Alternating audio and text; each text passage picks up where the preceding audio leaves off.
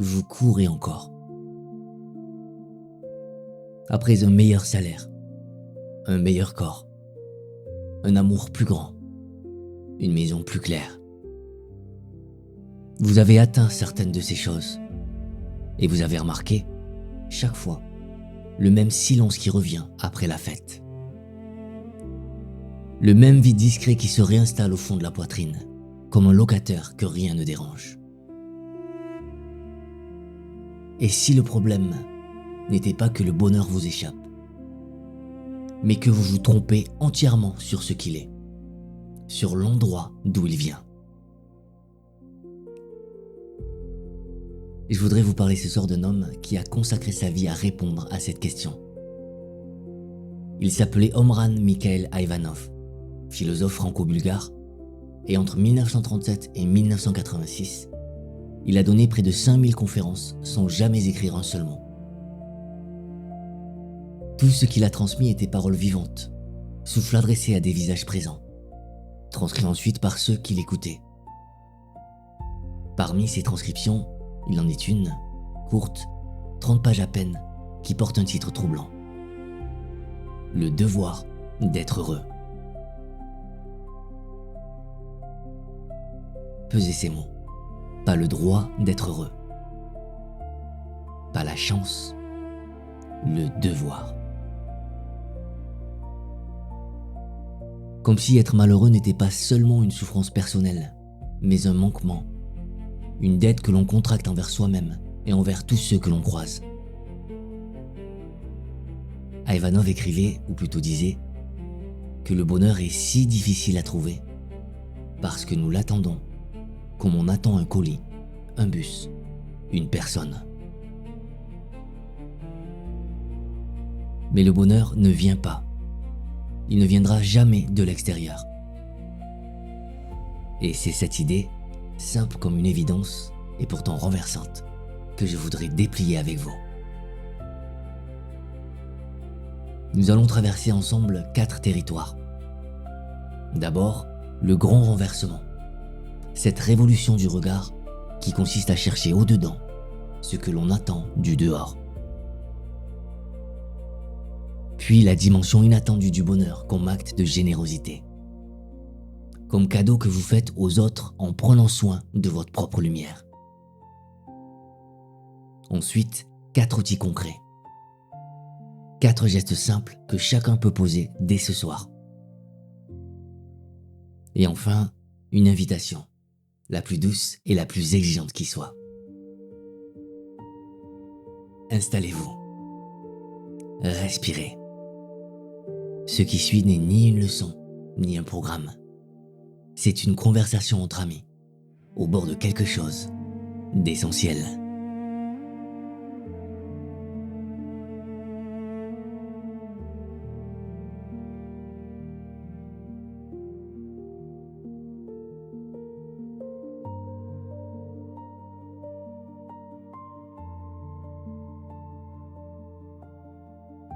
Il y a dans le premier chapitre de ce petit livre un portrait que vous reconnaîtrez, parce que c'est le vôtre, le mien, celui de presque tout le monde. Aïvanhov y décrit des hommes et des femmes qui attendent. Ils attendent le grand amour. Ils attendent le succès. Ils attendent que les choses changent, que la roue tourne, que le ciel s'ouvre enfin. Certains vont consulter des astrologues pour savoir quand la chance viendra. D'autres scrutent des applications, des algorithmes, des notifications. Avec la même fébrilité que l'on mettait autrefois à interroger les étoiles. Et le verdict tombe, calme comme une lame. Le bonheur n'est pas quelque chose qui arrive. Ce n'est pas un événement. C'est un état de conscience. Et cet état dépend entièrement de la manière dont vous comprenez les choses. Laissez cette phrase descendre en vous. Elle est simple, et pourtant elle contient une révolution. Car si le bonheur dépend de votre compréhension, alors aucune circonstance ne peut vous le donner. Et aucune circonstance ne peut vous le retirer. Ni la richesse, ni la pauvreté, ni la solitude, ni la foule. Vous êtes le seul terrain où le bonheur peut pousser. Ivanov propose une image pour éclairer cela. Il compare la vie terrestre à une école. Vous n'êtes pas venus ici pour la facilité, pour l'abondance, pour les vacances permanentes. Vous êtes venus pour apprendre. Et dans les écoles, il y a des exercices, des épreuves, des examens. La difficulté n'est pas une punition. Elle est la matière même de l'apprentissage.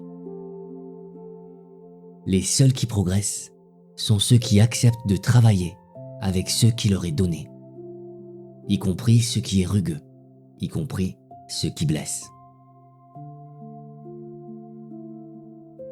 Il y a dans cette vision quelque chose de profondément libérateur. Car si les épreuves sont des exercices, alors elles ont un sens. Elles ne sont pas absurdes, ni gratuites.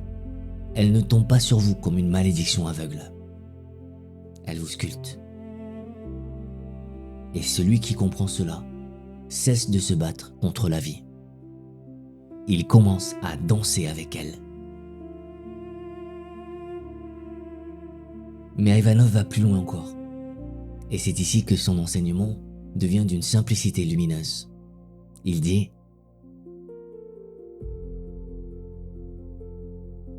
vous ne pouvez pas supprimer la pluie, le froid, ni les moustiques. Mais vous pouvez prendre un parapluie, enfiler un manteau, poser une moustiquaire.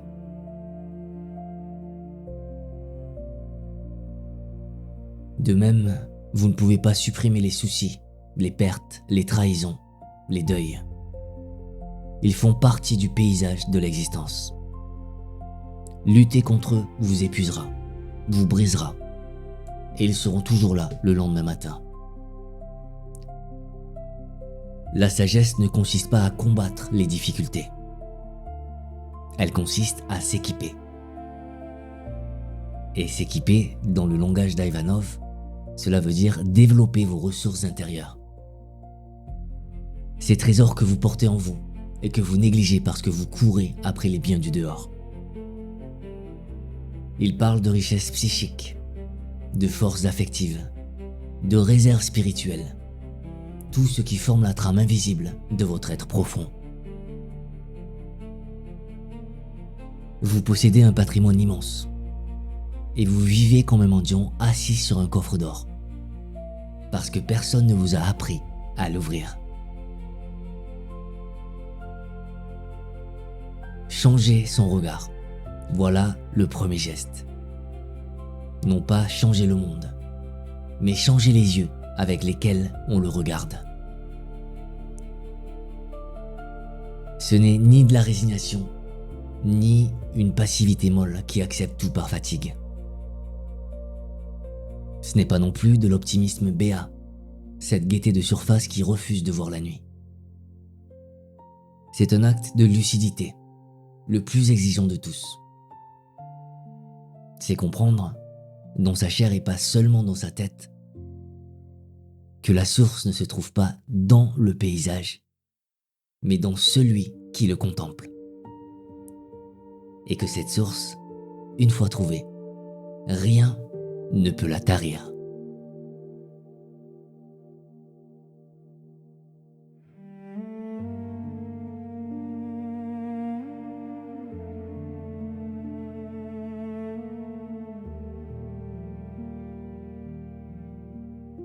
Vous connaissez cette expérience.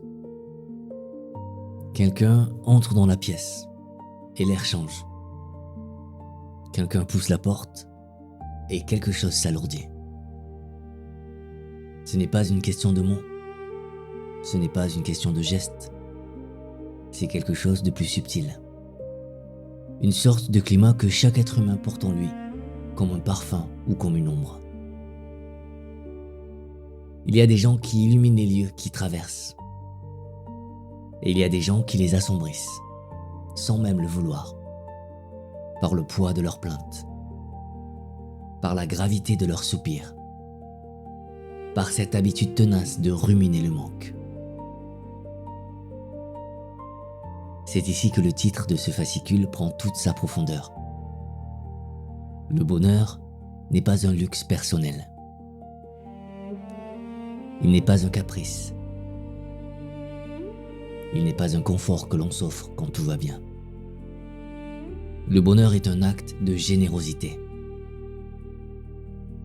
Il est une forme de politesse envers tous ceux qui partagent votre espace, votre journée, votre vie. Celui qui se complaît dans le malheur ne fait pas seulement du mal à lui-même, il empoisonne l'atmosphère autour de lui. Il pèse sur ceux qu'il aime. Il assombrit les jours de ceux qu'il croise.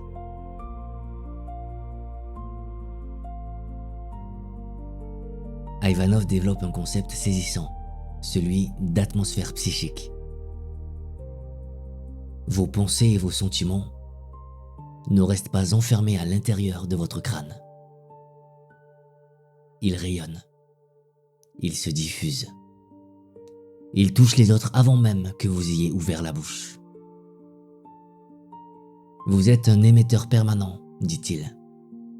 Et ce que vous portez en vous, joie ou amertume, lumière ou obscurité, se répand autour de vous comme la chaleur d'un feu ou le froid d'une pierre. Travailler sur son état intérieur, ce n'est donc pas un acte solitaire. C'est travailler sur l'atmosphère collective. C'est contribuer, par le simple fait d'être plus lumineux, à rendre le monde un peu plus respirable pour tous ceux qui vous entourent.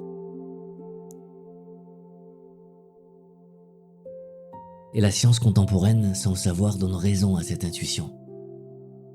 Les recherches sur la contagion émotionnelle montrent que nos états d'âme se transmettent de proche en proche, comme une onde dans l'eau. Les neurones miroirs, découverts dans les années 90, révèlent que notre cerveau reproduit intérieurement ce qu'il perçoit chez l'autre. La joie est contagieuse. La tristesse aussi. Vous n'êtes jamais seul dans ce que vous ressentez. Vous le partagez toujours, que vous le vouliez ou non. Il y a enfin dans ce petit livre un enseignement qui va contre tout ce que l'on nous a appris. Ivanov dit que les êtres humains ont surtout appris à prendre matériellement, affectivement, mentalement. Et c'est pour cela qu'ils sont pauvres.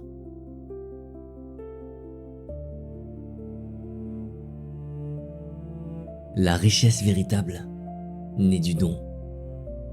Non pas du don spectaculaire, non pas de la charité qui se montre, mais du don silencieux, constant, presque invisible. Donner de l'attention. Donner de la douceur.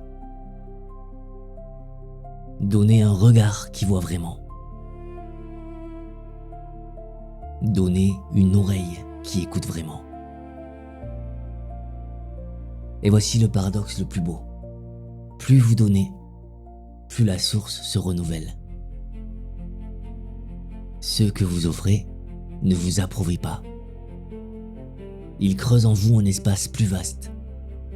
Et cet espace se remplit aussitôt d'une eau nouvelle. L'égoïste, au contraire, celui qui garde tout pour lui, se retrouve toujours asséché, toujours en manque, parce qu'il a fermé le robinet dans les deux sens. En retenant, il a tari la source. Être heureux dans cette perspective n'est plus une affaire privée, c'est un service. c'est peut-être la plus belle chose que vous puissiez offrir à ceux que vous aimez, et même à ceux que vous ne connaissez pas. Car votre lumière ne choisit pas ses destinataires. Elle se donne à qui passe, à qui regarde, à qui est prêt à la recevoir.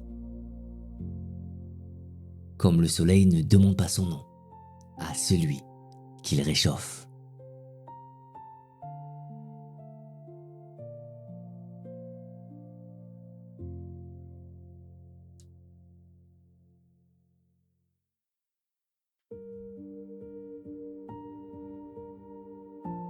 Tout cela est beau, me direz-vous, mais comment fait-on? Comment passe-t-on de la contemplation à la vie de tous les jours, de l'idée lumineuse au geste concret du matin? Ivanov n'est pas un rêveur. Derrière la poésie de sa parole, il y a une précision d'artisan. Il propose des outils, et ces outils sont d'une simplicité qui pourrait les faire paraître naïfs si l'on ne prenait pas la peine de les essayer. Le premier outil, c'est ce qu'il appelle la lampe intérieure. Chacun de vous porte en soi une flamme de conscience.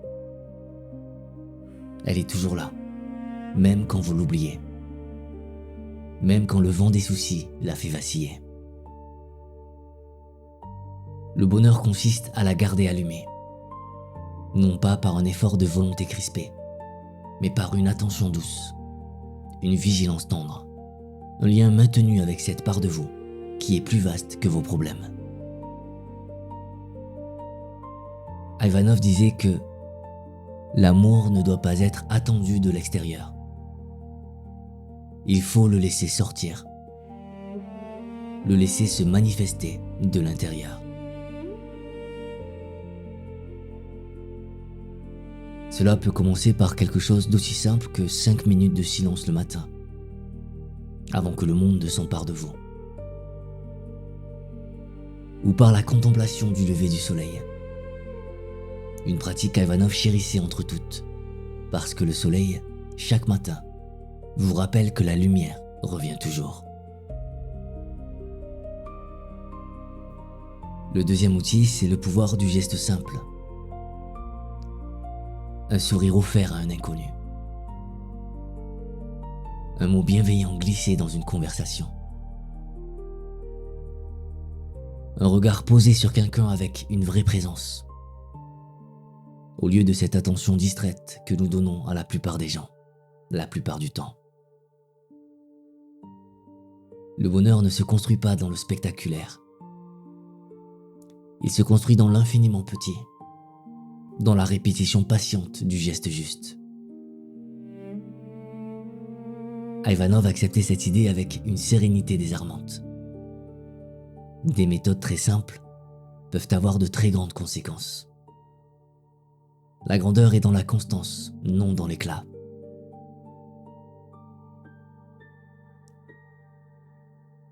Le troisième outil est peut-être le plus puissant de tous.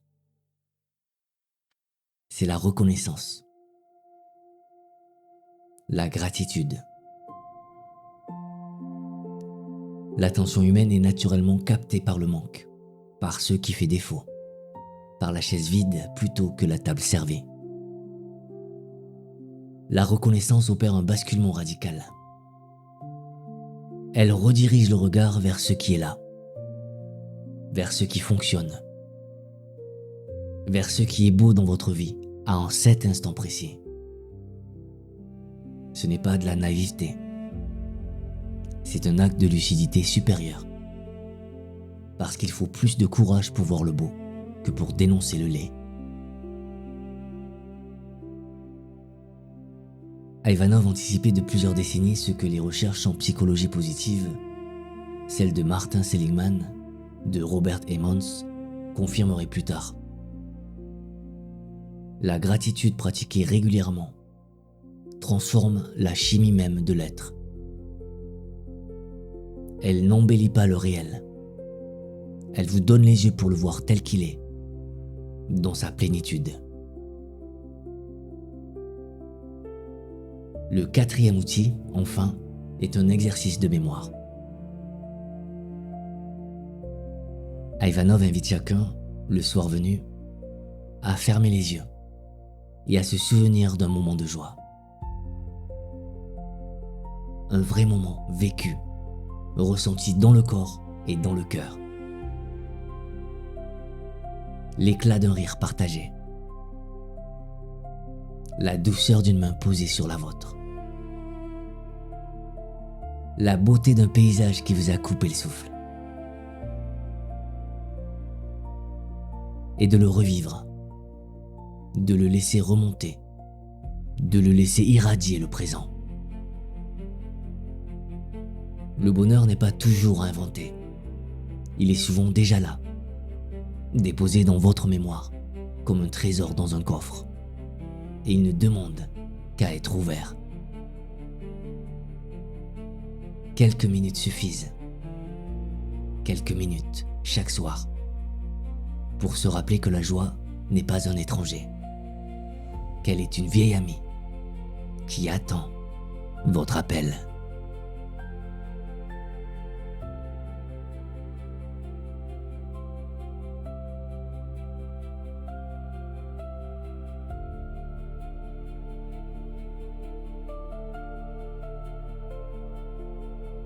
Voilà ce que contiennent ces 30 pages.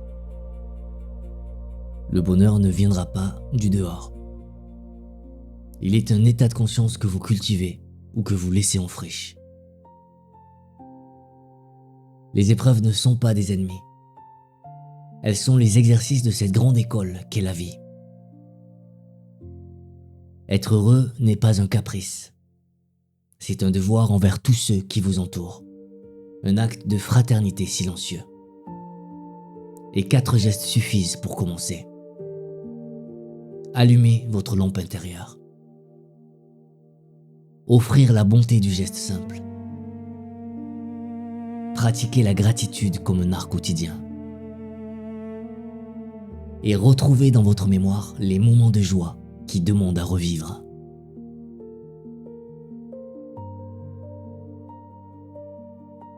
À une époque saturée de méthodes en 5 étapes, de coaching digital et d'applications de méditation, Ivanov offre quelque chose de radicalement différent. Non pas une technique, mais une philosophie de vie entière, condensée en un seul souffle. Son message traverse les décennies, parce qu'il ne dépend d'aucune mode, d'aucun algorithme, d'aucune technologie. Il parle de ce que vous êtes, dans votre nudité la plus simple. Et son idée la plus forte, que le bonheur est un devoir et un acte de fraternité, reste une proposition aussi révolutionnaire aujourd'hui qu'elle l'était quand sa voix l'a portée pour la première fois.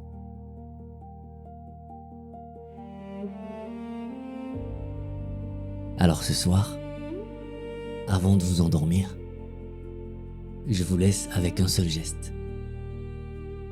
Fermez les yeux. Souvenez-vous d'un moment de joie vécu cette semaine. Même infime. Même fugace.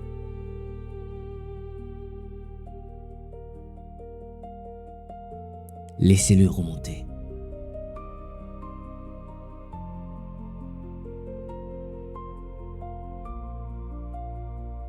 Et observez ce qui se passe à l'intérieur.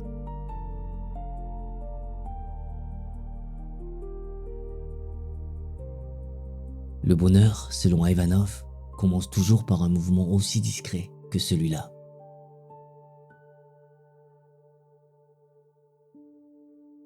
Merci d'avoir été là. Merci d'avoir consacré ces quelques instants à une réflexion sur le bonheur. Ce qui est déjà, en soi, un premier pas vers ce que propose ce petit livre immense.